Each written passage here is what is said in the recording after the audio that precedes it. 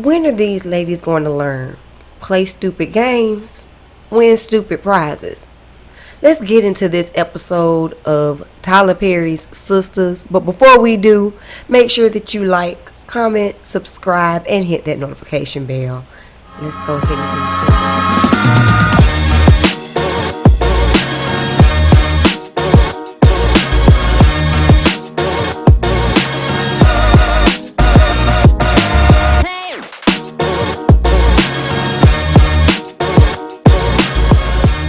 So the episode starts off with Aaron over at Karen's house saying that he wants to make love to her.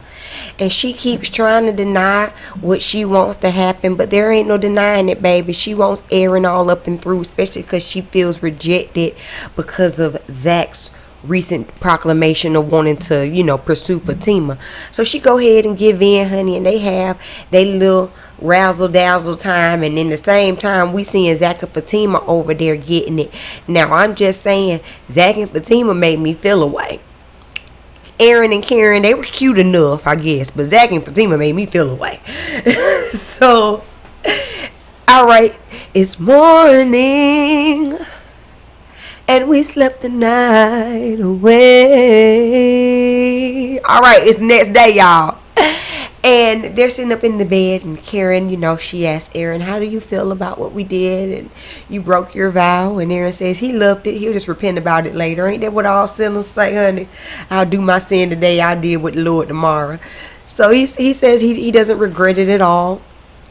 And so Karen asked him, well, what made you decide to do it? And instead of answering, he all of a sudden remembers he has to be somewhere. And so he just gets up and leaves. Okay.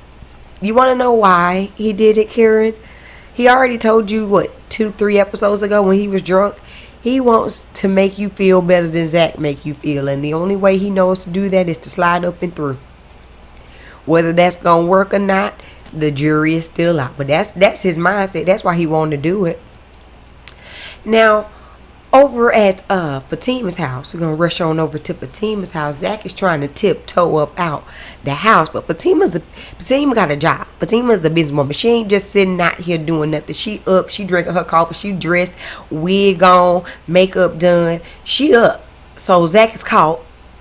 And so Fatima tries her best to play hard, well, you know what, you ain't got to call, you ain't got to check on me. She trying to play hard to get, but it doesn't work. At the end of the day, her feelings are involved, and she does not want her feelings to be involved because she knows that he still loves Karen. And she believes that Zach is only in it with Fatima for the chase. He says, no, why would you think that? She's like, you were just about to sneak out, dude. You just out here collecting hearts. He where these hearts at? Where these hearts? I don't think Zach is ready for Fatima now. During this little conversation, he does say, oh, you're sounding just like Karen. Whoa.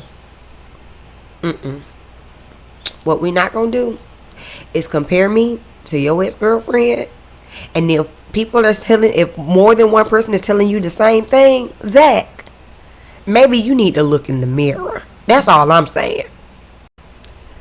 Meanwhile, over at Maurice's house, Calvin has gotten up. He's getting ready to leave. Maurice says, oh, is that woman still here? Calvin says, no, I don't do sleepovers, All right, Calvin. And apparently Calvin was in the room last night when Maurice was having his heart-to-heart with the Robert Q. And for some reason, Calvin says that he's proud of Maurice for giving that guy a break, even though he stole his money. I don't understand that. I would not be proud of you giving that man a break. I don't care what you're talking about. I don't care what kind of heart-to-heart moment you were trying to have. This man just tried to clear my pockets. He needs to go to jail. They talk about how he grew up on the streets and he's been hustling, and you can go and hustle somewhere else. I'd have no sympathy. But even though Calvin is trying to have this kind of warm and tender moment with Maurice is finding joy in trying to make it uncomfortable and flirting with him and being extra sexually explicit with him. And Calvin just lets it roll off his back and is like, all right, dude, well, have a good day at work or whatever. When are we going to see them actually get together? Because I don't want to see Maurice fall in love with Calvin and then Calvin be like, oh, but you know that I'm not. But when you're giving off these vibes. That's just me saying it. Y'all tell me what y'all think down below. Over at Andy's house, we see Gary in the little kitchen talking to somebody on the phone with a smile on his face, laughing and such. And as soon as Andy walks out the door, he rushes off of the phone. So she begins the conversation with him by apologizing. What is she apologizing for? I do not know. Because in my opinion, she didn't do anything wrong. She tried to have fun with her fiance the night before. He was the one being a butthole about it. So if anything, he should have been the one apologizing. But whatever. She apologizes. And then she goes on to question Gary because he left out of the room, out of the bed at like 4 in the morning. He claimed he was going to the gym. And so she says, well, who were you on the phone with? And he says, he deflects, he doesn't answer. And he deflects and goes, what, are you being jealous? And she says, well, look, all I know is when me and you started messing around, you used to go to the gym at 4 in the morning, and at that time you were being with me, and now I come out here and you rushing off of the phone. And so he says, well, you know what, you can see that it's hard to trust somebody when they've done something. And she's like, well, I ain't never did nothing behind your back, Gary. This is not going to work. You can't sit up here. What's the saying? We all have heard that saying, and we all get tired of hearing it because it sounds cliche, but it's true. But how you get them is how you lose them. And how can you trust someone that literally did have a whole entire wife and family and everything else when you got with him, and now you think that he's going to get with you and be faithful? And for him, he knows that you have no problem cheating and dipping it and doing it with someone else. So now he's supposed to believe that now y'all are just so in love that you're going to be faithful. This is toxic. Why are we trying to make this toxic relationship a thing? Why are we trying to make fetch happen? It's never going to happen. Okay? It's never going to happen. Side note, skipping forward a little bit, we see the preview for next episode, and they're going to try to lead us into believing that Gary is smashing somebody else in Andy's room. I watched too much Tyler Perry to fall down that trap. Okay, and now had this been anybody else writing this, maybe I would fall down that trap. But I watch entirely too much Tyler Perry for me to believe that he ended up messing with somebody. It's probably something stupid, like he done took on a second job as a trainer and he's working somebody. Like, you know, it's gonna be something just stupid like that. Mark my words. Anyway, let's go on down to Sabrina. Sabrina's at work and she gets a call from, I guess, her higher ups, basically asking what happened. And she says, well, there was an altercation. She suspended Jacoby. But even though she suspended Jacoby, she looks out the window and he's standing up there at the window at the desk. So she calls him into the office and is like, excuse me, sir, but you're supposed to be suspended. And so he says, well, I was suspended. Why I get suspended for the guy? He came after me, and if this had been any other guy, would I have gotten suspended? And so they have a little back and forth, and it ends with Sabrina saying, well, get your things, you're fired. And Jacoby looks in disbelief, like, I can't believe you're firing me. Like, what's really going on? And she says, it is what it is, you're fired. So he goes, he gets his stuff, he leaves. Maurice runs in to try to get the tea. He's actually excited that Jacoby gets fired. He gets to shouting, honey, because he feels like Jacoby was trying to come after his job. Okay. I don't know what Jacoby's point was, but no, Maurice, trust me, Jacoby wasn't trying to come after your job. And what, do y'all only have 2 jobs available in the whole bank? Tyler, y'all couldn't get no extras for the bank? There is nobody. I guess everybody's doing online banking around here because there is never anybody in that damn bank. So after this altercation, Danny calls Sabrina and she says that she's nervous about living with Rodeo for full time. You know, again, all he talks about her cows, and she wants to be with him. She wants to see him, but she don't necessarily know if she wants to come home to him every single day. I just think Danny doesn't know how to be open to love. I said this in the last episode. Love on that man, okay? Let that man love on you. It's okay. Everything don't have to be toxic like Gary and Andy. Some things can be nice. Can we get one love that's not traumaful? Just one. It would be nice. But during this conversation, they decide that there needs to be a girl lunch. Andy and Karen need to talk to each other. Even though it's only been a day, They just need to go ahead and squash this right now. So they've agreed they're going to go to lunch over there near the bank. Sabrina gets off the phone and she notices that Zach is at the bank teller desk talking to Maurice. Zach is over here trying to open up a bank account. He got 20 stacks, okay? He ain't got no ID. His ID is a library card. That's the most he got. I don't understand why he can't have a regular ID or a driver's license. You driving, you ain't got a driver's license. But Zach ain't got no ID. He's opening up this bank account with his library card. He's putting 20,000 in it. Maurice is being the shady person that Maurice is.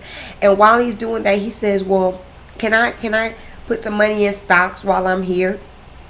And so now we know that Zach is going to try to play this stock game that lady from the last episode told him. Now, he decides that he wants to put the entire amount of money, the entire 20,000 into the stock. Well, he can't put the entire 20,000 because if you do, then it's gonna close your account. So you gotta leave 100. Okay, well, leave me 100 and put 19,900 into this account. So Maurice goes and he gets this done. Now, this is weird to me because Zach, if you didn't trust this woman and you're kind of unsure about what was going on, why put the whole 20,000 into it? I mean, I get it, play the stock, but you got 20,000, put 2. You know. If you want to be a little riskier, put 5. But this is some dumbness to put the whole 20 if you ask me. That's just my opinion. Don't get me wrong. I might would have played the stock just to see what it hitting for, but I would not have put my entire savings, into it. But that's just me. So as everything is closing up, Sabrina comes out and now Zach is like, this is where you work? Are there no other banks in Atlanta? Questions that need answers. Now he doesn't feel comfortable with moving this transaction along because Sabrina is there. And he wants to get the transaction reversed, but Maurice says it's going to take about 2 business days. So he's like, well, damn, fine, give it to me. So he takes it and he goes. He got an attitude. I don't know what Sabrina did to Zach. Like, Sabrina didn't do it. If anything, Sabrina's the nice one. Like, Sabrina ain't came after you in any kind of way. She ain't said nothing to you, but okay. So he leaves and Maurice tells Sabrina, of course, everything that happened. Oh, he just deposited $20,000 and put almost all of that into this particular stock. I looked up the stock. He finna lose all his little money. And Sabrina's like, he had $20,000. Him in the flannel, he had $20,000. Okay, well, don't tell nobody nothing. Maurice got, is the mouth of the South. He gonna tell everybody anything, but we gonna see what comes of that later. So now Andy is at the office and she calls Fatima into her office because she feels like Fatima has been avoiding her all day. And Fatima probably has because, she doesn't know how to admit to Andy, who she's building this friendship with, that she's still letting Zach clap them cheeks. But anyway, they get in there and they agree that they're going to talk later on after lunch and really spill the tea. Fatima wants to know what's been going on with Gary last night, what happened, and Andy agrees to tell him. But before they can do that, Andy, your next meeting is in the conference room, and he fine, girl. He fine. Go check him out. So before she goes in there to meet with this new guy, Sabrina calls and basically forces her to go to lunch. So now Andy has to cancel the lunch that she said she was going to have with Fatima to go out with the girls. And she's like, well, I'll just bring Fatima. But they're like, no. Sabrina's like, no, that's going to be too weird. She's still new to the group. Leave her where she at. We need to squash this and handle this first. Okay, sure. She agrees that she's going to come. Meanwhile, Danny and her new wig call Karen to make sure Karen goes to lunch. Karen's at the salon. She's talking to Pam. Pam done called out how she's walking around with a positive attitude, which means she must have got broke off a little bit. So she automatically assumes it's Zach. Pam, when will you learn to stay out of your boss's business? See, Karen runs too loose of a ship for me. She runs too loose of a ship for me. I understand being in the salon and sometimes lines can get a little bit blurred, but when it comes to you calling out who I'm banging and then you banging folks in the break room, it's too loose. This is too loose. Where's HR? Okay? Where's HR? But anyway, Karen say, all right, I'll come. I ain't got no excuses to not come. I'll be there. So Andy goes into this meeting with this lawyer for that little scumbag guy that she's representing. and things get a little heated. Neither one of them want to make a settlement, and the guy kind of gives off that he's flirting a little bit. He talks about how, he's heard that she's tough before, and she says, well, the problem about hearing is that you don't get to experience yourself. So they decide that they have not come to an actual agreement, and he may continue to pursue this over in overseas court. And Andy gives him some legal jargon. Don't make me lie and tell you, but okay, they had a conversation. And so when he leaves, he gives her his hotel information if she wants to further discuss it. I don't need your hotel information for us to have a further discussion. Like, I got your number. If I need to call you, I got your number. I don't need to know what hotel. Why does Andy give off hotel vibes? Tell me. Why? But okay. We already see where that's going. So the guy leaves. Andy goes back in there with Fatima. They both cackle over how he is kind of attractive and sexy. Fatima decides that she wants to speak candidly and says that she hates how this scumbag guy that they're representing is trying to take this woman, and it really grinds her gears when a man tries to take advantage of a woman, which to me is nothing but foreshadowing, because we know who you dealing with, aka Zach. And Andy asked for a rain check, which seems to really break Fatima's heart, because she thought they were like really building a friendship and stuff. And even though Andy says you are one of the girls, you just can't come to this, I'm sure Fatima feels like she's not one of the girls. End of the episode, we get Jacoby coming back to the bank, honey. It ain't been 24 hours. It ain't even lunchtime. Jacoby come back in there with the crazy face, child. His face was looking cuckoo for Cocoa Puffs. I'd have had security in there so quick. And he says, I know what this is. You wanted to sleep with me, and that's why you fired me. This is sexual harassment, Sabrina, whatever your last name is, and I'm gonna sue this bank, and I'm gonna make sure you lose your job. See, you can't be sitting up here messing around with help. You should have never let that man in your house. Should have never let that man in your house, especially not you, the managers. Now you finna have to fight off this man.